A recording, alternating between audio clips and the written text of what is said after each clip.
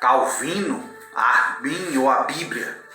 Hoje é o tema que nós iremos abordar aqui para a glória do Senhor Jesus.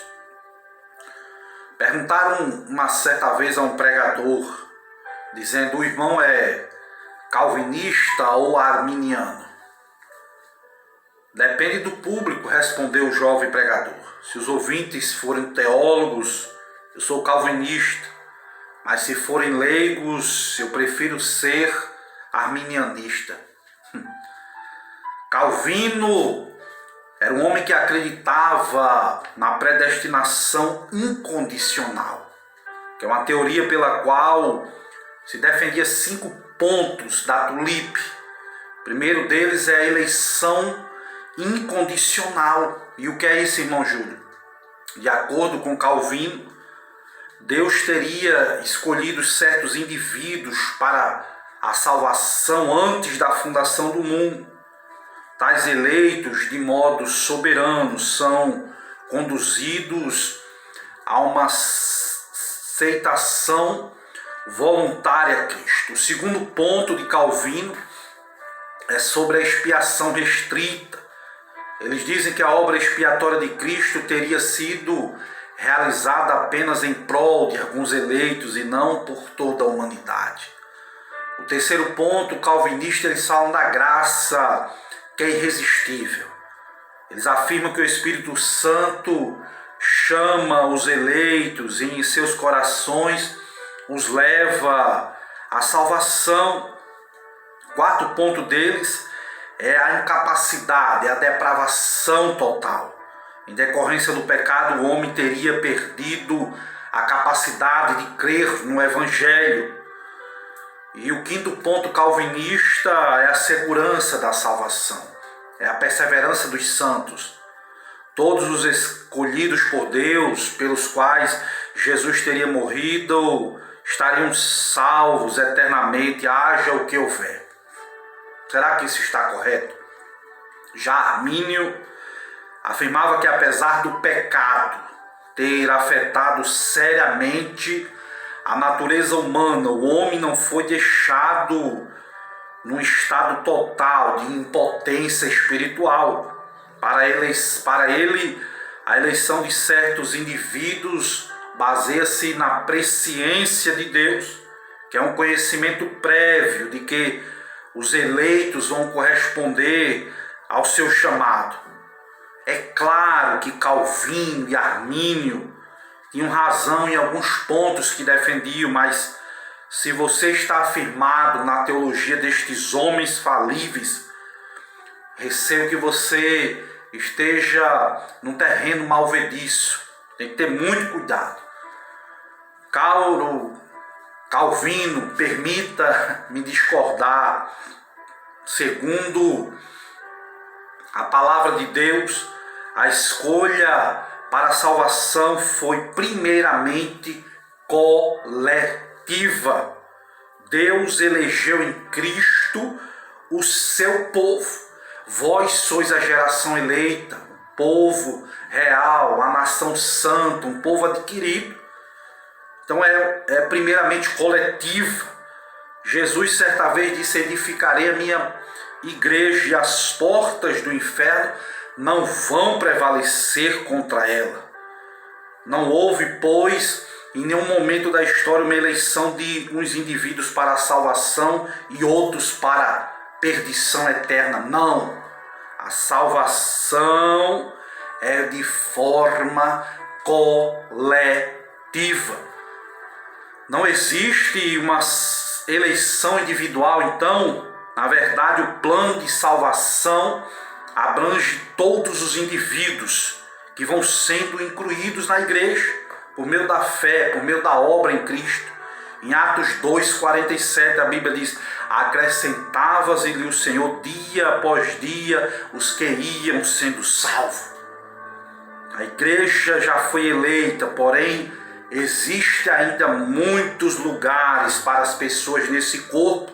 Quem quiser, tome de graça, meu irmão, da água da vida.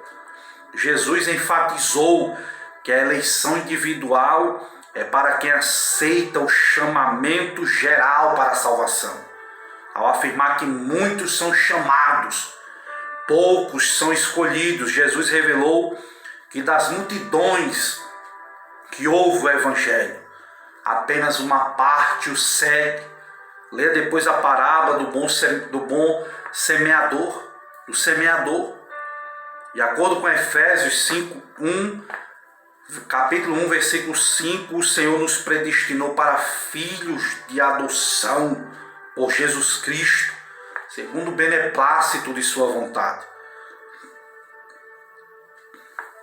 A verdade que a Bíblia diz em João 1,12: a todos quantos o recebem, Deus lhe dá o poder de serem chamados filhos de Deus. Ou seja, é para quem recebe.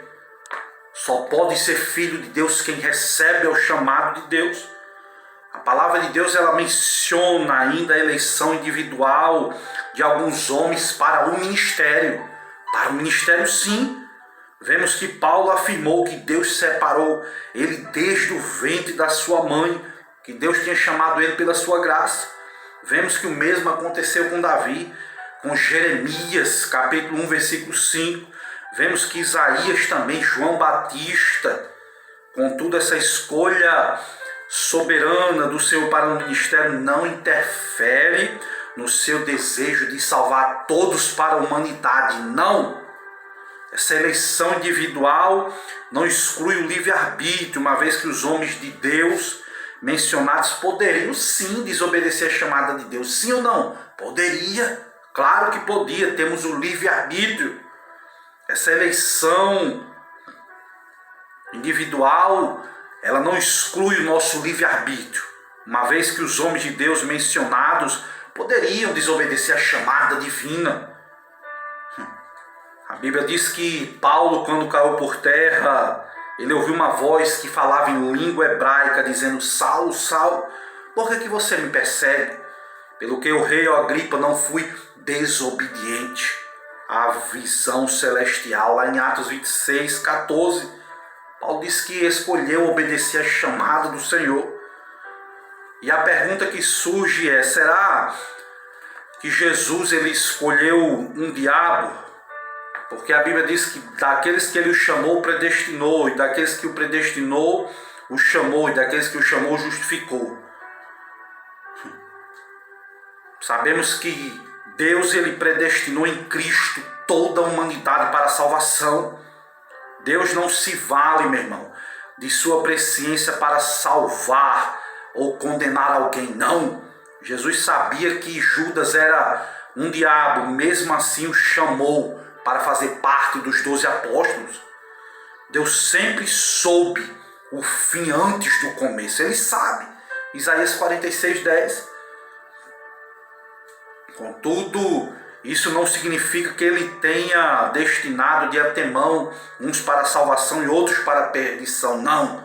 A predestinação está relacionada com o plano redentor idealizado por Deus e se estende a todos os seres humanos. Por sua presciência, Deus conhece os que vão rejeitá-lo. Mesmo assim não interfere, uma vez que dotou o ser humano de livre-arbítrio. O homem tem sim, como veremos, a capacidade de escolher entre o bem e o mal. Ele não é um ser autônomo, um robô, um fantoche, não. A Bíblia diz que Deus ele é justo, meu irmão. A Bíblia diz que o justo juiz, pois negaria justiça, condenando os indivíduos no inferno antes da fundação do mundo. Será que isso não é uma falácia? Paulo, no Areópago em Atenas, Paulo anunciou que o Senhor Jesus deseja salvar toda a humanidade, que se arrependam, pois haverá um juízo para todos os homens. O próprio Senhor, nosso Senhor Jesus Cristo, a Bíblia diz lá em 1 Timóteo 2,4, que quer que todos os homens se salvem e venham ao pleno conhecimento da verdade. É o que a Bíblia diz. Ninguém pode negar que Jesus morreu por todos os seres humanos. Não! Jesus é a propiciação pelos nossos pecados, e não somente pelos nossos, mas também pelos de todo mundo. Todo mundo. Jesus derramou o sangue dele, não é uma expiação parcial, não é uma expiação total. Jesus derramou o sangue dele por todos, por todo ser humano. A verdade é que se a teoria calvinista da predestinação fosse verdadeira, não haveria necessidade, meu irmão, de pregarmos o evangelho, visto que os não eleitos jamais serão salvos, mesmo que ouvisse as boas novas de salvação. Que necessidade teríamos de pregar o evangelho? Entretanto, Jesus mandou pregar, e de pregar a toda criatura. Foi a ordem de Jesus. O nosso Deus é um Deus amoroso. A palavra do Senhor salienta que o amor de Deus é um amor ilimitado, incondicional, um amor infinito. Jesus veio salvar, aleluia, buscar e salvar o que se havia perdido. A Bíblia diz lá em Ezequiel 18, 23, desejaria eu de qualquer maneira a morte do ímpio. Olha só que versículo tremendo. Diz o Senhor Jeová, não desejo, antes que se converta dos seus maus caminhos e viva. Olha qual é o desejo de Deus, que o ímpio se converta, que se arrependa dos seus maus caminhos. Como é que Deus predestinou ninguém para o inferno? Aleluia! Como poderia ter condenado o nosso Deus de antemão aqueles a quem Ele mesmo deseja salvar? Olha só, isso não seria uma contradição? A Bíblia diz que se alguém comer desse pão vai viver para sempre. E o pão que eu der e a minha carne que eu darei pela vida do mundo. Observe que Jesus se ofereceu a si mesmo por nossas vidas. Que Deus nos guarde. Vou fazer uma segunda parte aqui desse tema em nome de Jesus. Para a glória de Deus Pai Todo-Poderoso. Amém.